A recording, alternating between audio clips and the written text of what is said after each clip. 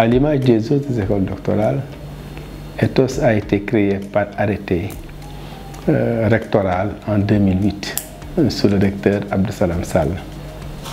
Donc il fallait être en phase avec le système LMD, licence, master, doctorat. Donc cette école doctorale est à cheval sur deux grandes facultés, la faculté des lettres et sciences humaines et la faculté des sciences et technologies de l'éducation et de la formation, et structurée en 30 laboratoires. Les formations doctorales et les laboratoires constituent le conseil scientifique et pédagogique. Le conseil scientifique et pédagogique est constitué par les directeurs des labos, les directeurs des formations doctorales, deux représentants des doctorants, des étudiants, et puis d'autres personnes qui peuvent être cooptées. Donc c'est ce conseil scientifique et pédagogique qui, en fait, oriente la politique pédagogique, la politique scientifique, la politique de recherche. On a à peu près 300 étudiants inscrits de la première année à la quatrième année de dérogation. À partir de la quatrième année, on clôt les inscriptions, mais les étudiants continuent leur recherche. Et une fois à terme, ils reviennent pour soutenir, évidemment, en régularisant les années, disons, faites après la quatrième année. Ce qui fait que l'un dans l'autre, on avoisine plus de 400 étudiants. Cette année, on a pu réaliser plus de 30 soutenances. Notre innovation, c'est la résilience, nous ajuster face à la crise. Les soutenances se font à distance, de manière hybride. Donc, une partie en présentiel, l'autre partie en distanciel. Ce qui fait que ça n'a pas beaucoup perturbé. D'ailleurs, on a accéléré le processus parce que la moyenne de soutenance par année était de 12. Mais avec la crise, on est allé de 12 à 30.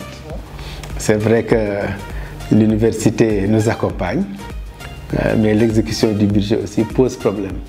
Mais depuis vraiment l'année dernière, le nouveau recteur a pris des initiatives pour nous accompagner dans l'exécution de nos budgets. Même cette année, il y a des innovations majeures. Il est venu, il a visité, et puis on a détaché des agents comptables mis à notre disposition pour accélérer les procédures. Donc ça, c'est une source de financement. La deuxième source de financement, je me suis dit que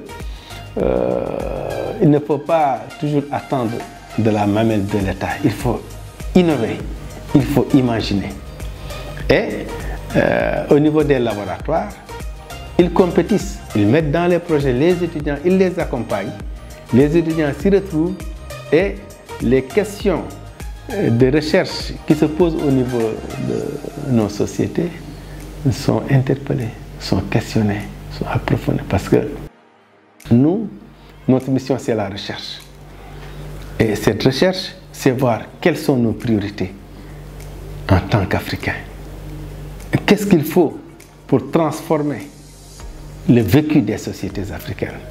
Nos ambitions, c'est de mettre en place une grande salle multimédia, une bibliothèque pour les doctorants, pour que les doctorants se retrouvent ici, mènent leurs recherches, qu'ils soient accompagnés, disons dans la proximité, jusqu'à la soutenance. Et dans cette perspective aussi, on avait beaucoup de projets avec la BU qui nous accompagne. Là aussi, comment faire le link avec la BU pour disposer de ressources.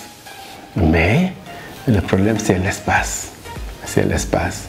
C'est la raison pour laquelle le bâtiment qui est en construction est vraiment a été... C'est par le recteur. Le recteur a donné des instructions pour l'achèvement du bâtiment. Au moins qu'il y ait une salle de doctorat, un auditorium, une salle de soutenance de thèse avec, disons, toutes les innovations techniques, pédagogiques pour que vraiment, disons, qu'on soit mis dans de bonnes conditions pour faire la recherche, pour valoriser la recherche.